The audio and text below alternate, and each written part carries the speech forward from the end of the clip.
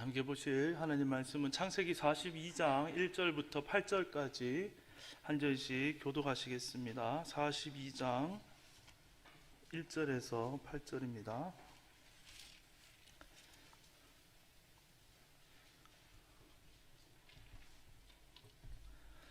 그때 야곱이 애굽에 곡식이 있음을 보고 아들들에게 이르되 너희는 어찌하여 서로 바라보고만 있느냐.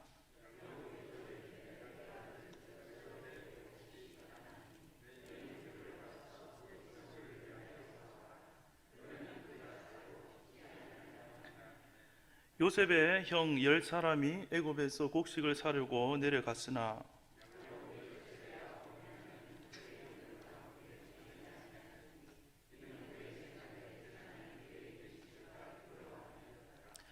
이스라엘의 아들들이 양식 사러 간 자 중에 있으니 가나안 땅에 기근이 있음이라.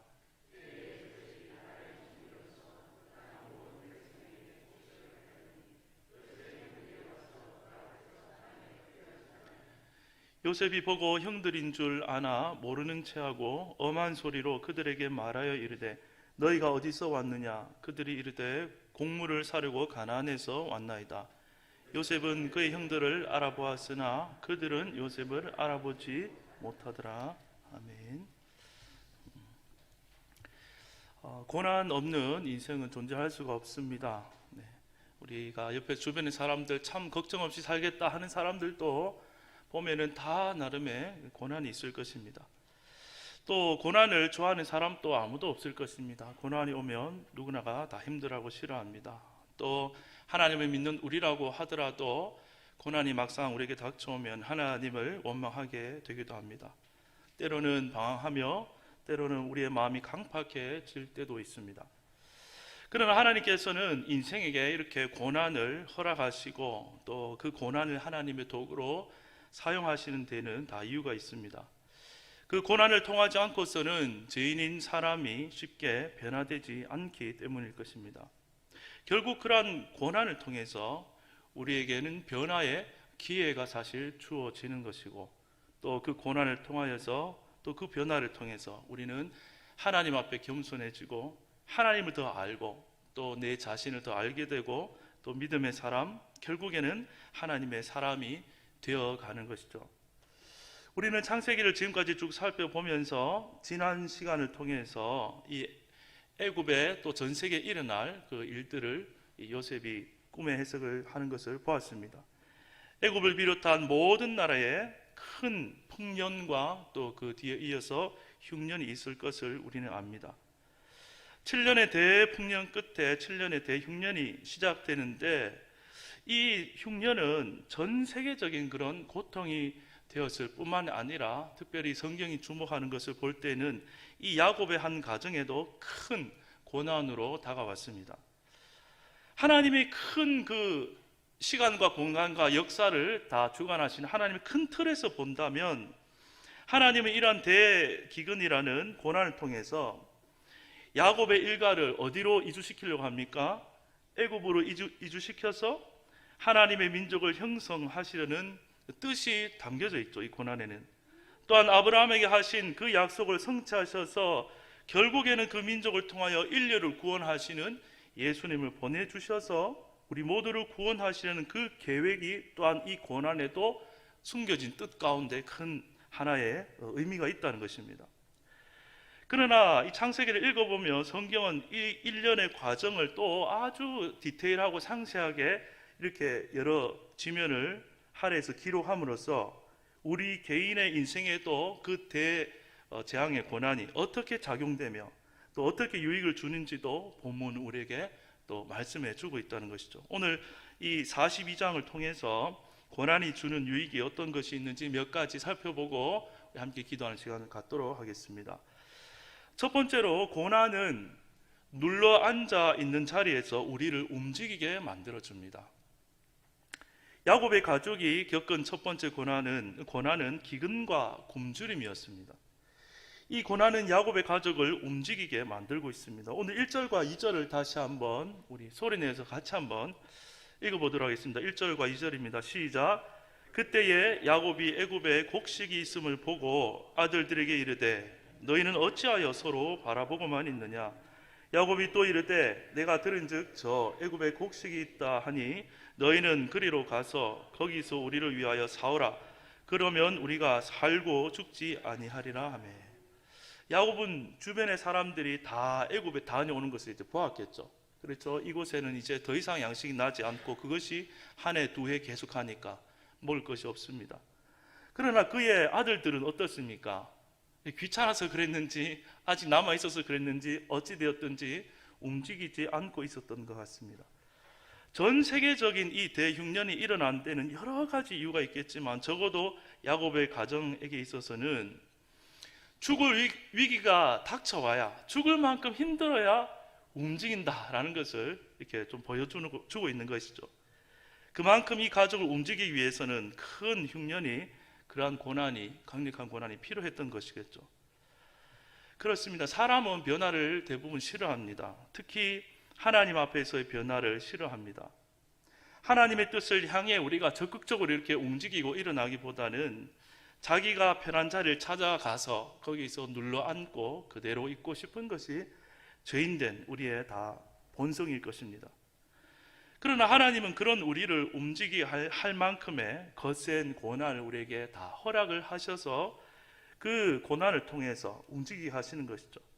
고난에 숨겨진 뜻 첫 번째로는 지금 내 삶이 정체되어 있거나 하나님 길에서 벗어났다는 것을 우리에게 보여주시는 것이죠.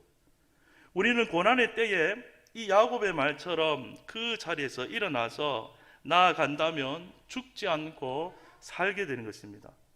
그러나 만약 그 고난의 경고에도 무시하고 계속 그 자리에, 내가 원하는 자리에, 제약된 자리에, 내가 편한 자리에 계속 눌러 앉아 있다면, 그 생각과 마음과 그 감정을 고집하고 있다면 우리는 육체적으로나 영적으로나 다 굶주려 죽게 된다는 것이죠. 하나님께서 우리에게 고난을 허락하실 때에 그 자리에서 하나님의 사인을 알고 일어나 하나님의 방향으로 인생을 나아가는 그러한 결단과 은혜가 있게 되기를 주님의 이름으로 축복합니다. 고난 속에는 계속 우리가 그 불평하고 지체하면 지체할수록 더 큰 고통이 오지만 하나님께로 나아가면 위기가 변화되어 기회가 되고 또 죽을 자리에서 살아나게 되는 은혜를 경험하게 될 줄로 믿습니다. 이제 이 아버지의 강력한 호소로 이 베냐민을 제외한 10명의 형제들이 애굽으로 갑니다. 아버지의 말씀에 따라 이제 순종하고 그 발걸음을 내디뎠는데 그들에게 닥친 또 다른 고난은 무엇이었습니까? 애굽에만 양식이 있으니까 애굽 사람들만 해도 숫자가 어마무시할 텐데 전 세계적으로 기근이니까 다 애굽으로 몰렸습니다. 그러니까 그 양식을 살려고 줄을 섰는데 얼마나 그 줄이 길겠습니까? 기다려서 드디어 자기들의 차례가 되어서 마음속으로 야 이제 빨리 이거 가져온 돈으로 양식을 사서 돌아가면 끝이다, 그렇게 생각을 하고 있었을 것입니다. 그런데 느닷없이 어떤 오해를 받습니까? 너희들은 아니다, 정탐꾼이다, 이렇게 오해를 받습니다. 9절에 보시면 요셉이 그들에게 대하여 꾼 꿈을 생각하고 그들에게 이르되 너희는 정탐꾼들이라 이 나라의 틈을 엿보려고 왔다, 이렇게 느닷없이 생뚱맞게 이런 말을 듣게 됩니다. 요셉은 형들을 다 알아보았습니다. 그런데 왜 이 요셉은 이런 말을 했을까요? 복수심 때문에 그렇게 했겠습니까? 그렇지는 않은 것 같습니다. 지금 이 본문에서 요셉은 야곱의 가정을 이끌고 계시는 하나님의 대리자 역할을 한다고 우리가 바라보는 것이 맞습니다. 하나님은 요셉을 세웠고 지금 전 세계적인 기근을 인도하시는 그 하나님 대리자로 세웠을 뿐만 아니라 야곱의 가정을 인도하시는 하나님의 대리자 역할을 하고 있는 것이죠. 하나님께서는 야곱 가정의 문제들을 다루시고 준비시키셔서 애굽으로 인도하시려는 것이죠. 그 가운데 요셉은 마치 하나님처럼 그들 앞에 지금 서 있는 것입니다. 하나님은 이 고난을 통해서 그들의 숨겨진 죄를 깨닫게 하시려는 그 뜻이 있습니다. 그것을 바로잡고 가시려는 것이죠. 너희들은 정탐꾼이라 하는 요셉의 이 말에 이 형제들은 자신을 변호하기 위해서 입술을 열어서 얘기하기 시작합니다. 10절 이하에 제가 읽어보겠습니다. 그들이 그에게 이르되 내 주여 아니니이다. 당신의 종들은 곡물을 사러 왔나이다. 우리는 다 한 사람의 아들들로서 확실한 자들이니 당신의 종들은 정탐꾼이 아니니이다. 요셉이 그들에게 이르되 아니라 너희가 이 나라의 틈을 엿보러 왔느니라. 그들이 이르되 당신의 종 우리들은 12 형제로서 가나안 땅의 한 사람의 아들들이라. 막내 아들은 오늘 아버지와 함께 있고 또 하나는 없어졌습니다. 요즘에도 그 사람의 신분을 확인하려면 그 사람의 무엇을 알아봅니까? 주소지를 확인하고 또 이런 저런들 정황들을 보는데 자신들을 입증하기 위해서 이런 말들을 쭉 하고 있는 것이죠. 계속해서 정탐꾼이라고 하는 말에 이 형제들은 결국 자신의 입으로 요셉과 관련된 얘기를 그 앞에서 꺼내고 있습니다. 물론 이 끝에 보시면 자신들의 동생 요셉을 팔았다고 그렇게 말하지 않고 어떻게 얘기합니까? 또 하나는 없어졌나이다 하고 두루뭉술하게 이렇게 진술을 하게 됩니다. 지금까지 묻어두고 살아온 그러한 죄악된 그들의 내용을 이런 위기에 몰리면서 끄집어내게 되는 것이죠. 그들은 곡식 살아온 이런 자리에서 이런 얘기까지 하게 될 줄은 아마 생각도 못했을 것입니다. 이것 또한 사실은 하나님께서 이 고난을 통하여서 형제들에게 하시고자 하는 일인 것이죠. 그들은 이 정도만 진심으로 얘기하며 넘어가고 별 문제 없이 곡식을 사고 돌아갈 줄로 생각했습니다. 그런데 그 다음에 더 큰 위기에 봉착을 하게 되죠. 요셉이 이를 증명하라고 하면서 막내 그 베냐민을 데려오라고 하는 것이죠. 그리고 사흘을 가두어 놓습니다. 사흘 뒤에는 또 요셉의 태도가 돌변하여서 너희들이 만약 확실한 자들이면 이 양식 가져가서 일단은 가족의 목숨을 구하고 그 베냐민 데리고 오너라 하면서 시몬 한 사람을 남겨놓게 됩니다. 과거에 이들이었다면 어떻게 했겠습니까? 요셉을 팔 때만 해도 이들은 참 무서운 형제들이었습니다. 그들은 온갖 시기와 질투와 또 배다른 아들들로서 서로의 패가 완전히 갈라져 있었습니다. 요셉을 잃고 고통하는 아버지에게 또 끝까지 거짓말했습니다. 그들은 젊고 혈기왕성했고 또 서로 대적하며 형제의 목숨을 그렇게 팔면서도 그것에 대해서 책임지지 않는 그러한 무자비하고 무책임한 자들이었습니다. 그러나 하나님은 지금 이런 위기를 그들에게 허락하시면서 그 형제 간에 서로에 대한 책임을 지는 하나된 공동체로서의 이스라엘을 만들어 가시려는 하나님의 의도가 있는 것이죠. 이러한 위기 상황 속에서 그들이 과거에 요셉을 판 죄들을 다시 한번 끄집어내면서 돌아보게 하시고 또 형제가 형제에 대한 책임에 대한 행동들과 생각들을 하게끔 이 위기를 하나님은 사용을 하시는 것입니다. 시몬 한 사람이 남게 되기는 하였지만 일단 이들은 이 요셉의 말에 의해서 식량을 구하고 또 고향으로 돌아가게 되었습니다. 돌아가기 전에 모두가 3일 동안 그곳에 갇혀 있게 되었는데 그때만 해도 고향으로 이들이 돌아갈 수 있을지 아니면 다 모두가 죽을지 살지 모르는 그러한 상황이었습니다. 그러나 상황이 갑자기 변화되어서 양식을 얻고 돌아가게 된 것이죠. 갑자기 왜 이렇게 변화되었는지 이 형제들은 도무지 이 사연을 알 수가 없었습니다. 이들은 지금 누구의 통제 아래에 있는지 전혀 모르고 있기 때문입니다. 시몬이 남게 되어서 이들은 찝찝하긴 했지만 일단 고향으로 돌아가서 굶주림을 피하고 다시 아버지를 설득해가지고 베냐민을 데리고 돌아와서 시몬마저 데리고 돌아가야겠다 하고 이제 양식 얻어서 출발하는데 또 일이 한 가지 벌어지죠. 그것은 와보니까 자루 속에 양식값으로 준비한 돈이 그대로 있었던 것이죠. 28절을 제가 읽어보겠습니다. 그가 그 형제에게 말하되 내 돈을 도로 넣었도다. 보라 자루 속에 있도다. 이에 그들이 혼이 나서 떨며 서로 바라보며 말하되 하나님이 어찌하여 이런 일을 우리에게 행하셨는가 하고 일이 뜻밖의 잘 풀려나갈 줄 알았는데 또 당황하게 되는 일이 생깁니다. 예전 같았으면 일단 나왔고 양식도 생겼고 돈도 다시 그대로 있으니까 이 배다른 형제들은 좋아했을 수도 있습니다. 그러나 28절을 다시 한번 살펴보면 형제들은 모두 한 마음으로 이 일을 걱정하기 시작합니다.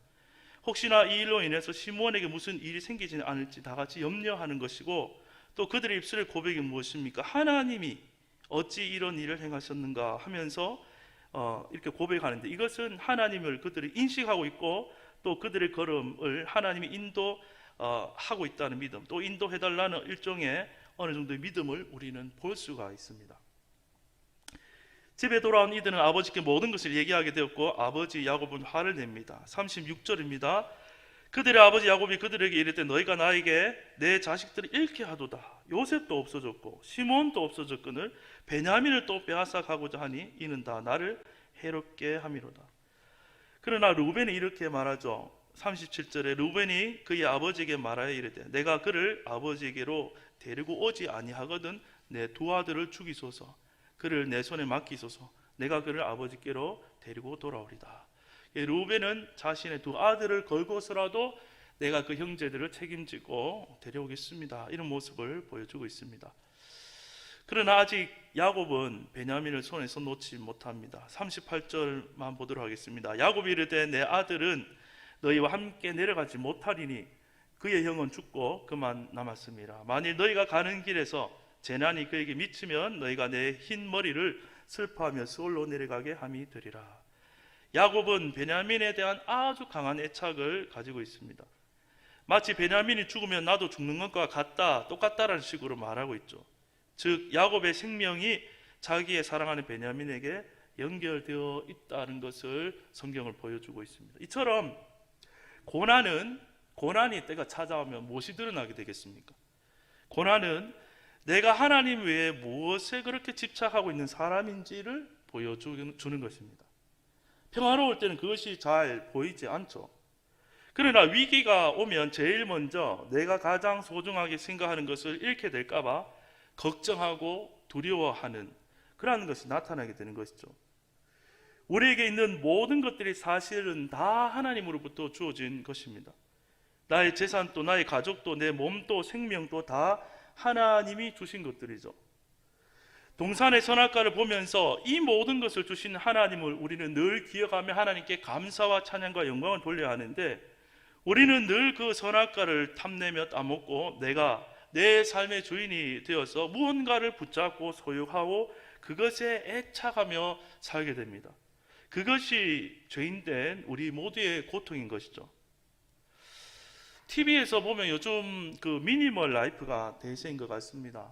그렇죠. 미니멀 라이프 뭐 다 이제 거추장 쓴 거 다 버리고 뭐 삶의 짐을 정리하고 이제 집도 줄이고 차도 줄이고 그렇게 하는 것을 보게 됩니다. 도시의 큰 집과 많은 것을 가지고 살던 사람들이 자연과 더 가까운 곳에 들어가서 최소한의 집만으로 살려고 하는 사람들이 늘어나고 있습니다. 전에 생각해 볼 때는 반드시 이것도 필요하고 저것도 필요하고 다 그렇게 생각돼서 껴안고 살던 것들이 이제는 오히려 짐이 된다는 것이죠. 그것 없이도 충분히 살 수 있다, 이렇게 생각하니까 과감하게 버리는 것입니다. 생각과 그 삶에 대하는 의미와 태도가 변화되니까 그것이 가능해지겠죠. 이처럼 우리 마음에도 미니멀 라이프가 필요합니다. 우리는 이것저것 다 있어야 된다고 생각하는데 우리가 붙잡고 소유하고 애착해야 되는 분은 오직 하나님 한 분밖에 없다는 것입니다. 다른 것 다 버리고 없어도 하나님 한 분 붙들고 살면 충분한 인생이다. 영적인 미니멀 라이프, 마음의 미니멀 라이프를 살아도 된다. 그런 전환이 사실 우리에게 필요한 것이죠. 다른 것 다 없어도 하나님 한 분만 붙들면 충분하다고 또 믿고 나아가는 우리의 그러한 인생이 될 수 있기를 주님의 이름으로 축복합니다. 그렇게 우리가 나아갈 수 있다면 삶의 짐이 훨씬 더 가벼워질 것입니다. 우리 자신에게나 또 우리 자녀들에게도 우리는 이렇게 얘기해야 하는 것이 좋을 것 같습니다. 하나님만을 꼭 붙들고 날마다 그때그때 주어진 일에 충실히 행하고 또 하나님 주시는 환경을 늘 잘 받아들여서 감사할 때 감사하고 기도할 때 기도하고 하면서 그렇게 가볍게 살다가 영원한 확실한 보장된 그 천국에 들어가는 삶을, 영적인 미니멀 라이프 살아라. 그렇게 우리 자신과 우리 자녀들에게 얘기할 수 있는 그런 은혜가 우리에게 되기를 축복합니다. 다시 본문으로 돌아와서 베냐민에 집착하고 있던 이 야곱은 하나님 또 형제들을 다루신 다음에 다루는데 그것은 43장에 나와서 다음 시간에 한번 다뤄보도록 하겠습니다. 이제 마지막으로 오늘 말씀을 보면서 재미있는 점 한 가지는, 요셉은 형제들의 모든 모습, 말과 행동을 훤히 다 들여다보고 있지만 반대로 형제들은 요셉을 전혀 보지 못하는 상황이라는 것입니다. 애굽의 총리의 얼굴을 볼 수가 그들은 없었고, 그래서 누군지 알 수도 없었고, 뿐만 아니라 또 23절에 보면 그들과 요셉 사이에 무엇을 세웠다고 나옵니까? 통역을 세워놨기 때문에 이 형제들 자기들이 하는 말을 전혀 저 애국의 총리가 못 알아듣는다고 생각을 했던 것입니다. 그렇죠. 똑같은 공간에 요셉은 모든 것을 다 보고 다 알고 있는데 형제들은 이 총리가 누구인지도 또 왜 일이 이렇게 되는지도 아무것도 깜깜하게 보지 못하는 그런 상황입니다. 그런데 우리는 이 성경을 볼 때 어떻습니까? 다 알고 있죠. 이 모든 일련의 일들은 다 요셉의 통제 아래서 일어나고 있다는 것을 우리는 봅니다. 위기와 또 돌아가로 양식을 주는 그 또 은혜와 또 갑자기 돌아가는데 자루에 돈이 들어있는 갑자기 황당한 일과 이런 모든 일들, 형제들이 볼 때는 너무나 헷갈리는 또 이상한 일들이지만 우리는 다 압니다. 요셉이 계획하고 진행하고 있고 그 뒤에는 누가 하시는 거죠? 하나님이 다 계획하고 진행하고 있습니다. 이와 마찬가지로 지금 우리 눈에 보기에는 정말 이해가 안 되는 고통과 고난이 연속적으로 우리에게 생기고 또 때로는 죽을 것 같은 위기인데도 뜻밖의 은혜들이 우리에게 주어지고 하는 것이 우리 인생입니다. 그 모든 것들 우리가 다 알지 못해도 누구의 통제 아래 있는 것입니까? 결국 우리 인생도 하나님의 통제, 하나님의 인도하심 속에 그 아래 다 있다는 것입니다. 사실 우리 인생은 위기가 탁 닥쳐오면 계산이 안 섭니다. 계산이 서면 위기가 아니죠. 대출금 갚을 날짜가 왔는데 대출금이 내 갚을 돈이 있으면 위기가 아니죠. 또 건강의 위기가 찾아왔는데 이것을 바로 먹으면 나을 수 있는 바로 모든 것이 준비되어 있고 그렇게 된다면 위기가 아니죠. 여러 가지 모든 고난이 왔지만 그 고난 앞에 우리는 그것을 감당할 것이 없기 때문에 다 위기가 되는 것입니다. 인생은 자꾸 계산이 서지 않습니다. 답이 없습니다. 때로는 황당합니다. 예측하지 못합니다. 그러나 앞서 얘기했듯이 계산이 서고 답이 있으면 더 이상 그것은 고난의 기능을 하지 못하는 것입니다. 중요한 것은 고난의 해결보다도 그 고난을 허락하시며 통제하시며 우리를 인도하시는 하나님의 존재가 있구나, 그것을 보느냐 보지 못하느냐, 그것이 우리에게 더 우선적으로 중요한 것이죠. 고난을 통해 문제 해결보다 모든 문제의 정답이신 하나님을 발견하고 얻게 되는 인생이 될 수 있기를 주님의 이름으로 축복합니다. 이제 말씀을 정리하도록 하겠습니다. 우리는 고난을 통해서 잘못된 자리, 또 내가 편한 눌러 앉아 있는 자리에서 움직이게 됩니다. 고난이 올 때 우리는 불평하고 왜 잘 지냈는데 이러냐고 불평하고 따지고 원망할 수도 있지만 그러기보다는 일어나 하나님께 더 가까운 자리로 나아가게 되기를 축복합니다. 또 기도의 자리로 하나님께 더 가까이 하는, 하나님을 찾는 자리로 그 자리를 훌훌 틀고 일어나서 고난의 때에 얼른 속히 나아가는 성도님 되기를 축복합니다. 또 우리는 고난을 통해서 우리 자신의 묵혀둔, 잊어버린, 외면해버린 우리 속에 문제들, 죄악들을 발견하게 됩니다. 미처 발견하지 못한 묻어둔 그런 죄악들을 발견하고 끄집어내서 하나님과 만나며 주님 앞에 회개하고 드러내 놓을 때에 우리는 영적 침체와 정체가 사라지고 우리의 마음의 영혼이 밝아져서 다시 거룩한 삶의 그 걸음을 걸어갈 수 있게 될 줄로 믿습니다. 또 우리는 고난을 통해서 내 자신이 무엇에 그렇게 집착하며 사는 사람인지를 발견하고 보게 됩니다. 내 존재가 어디에 연결 지금 되어 있으며 나는 지금 무엇을 통해서 내 존재를 입증하고 싶어서 힘을 다해 살아가고 있는 존재인지를 하나님의 은혜의 빛으로 보게 되는 것이죠. 인생에 허락하신 우리의 모든 고난을 통해서 하나님만을 붙잡게 되는 미니멀 라이프가 되시기를 다시 한번 주님의 이름으로 축복합니다. 어쩌면 우리의 고통이 더 큰 이유는 하나님 외에 다른 것들을 다 버리지 못해서일 수도 있습니다.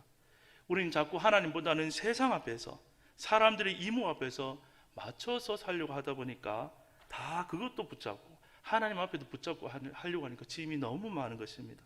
그것이 아니라 살아계신 하나님 앞에서만 정말 믿음의 삶을 살아가며 그 삶을 남기는 우리 모두가 되기를 주님의 이름으로 다시 한번 축복합니다. 기도하겠습니다.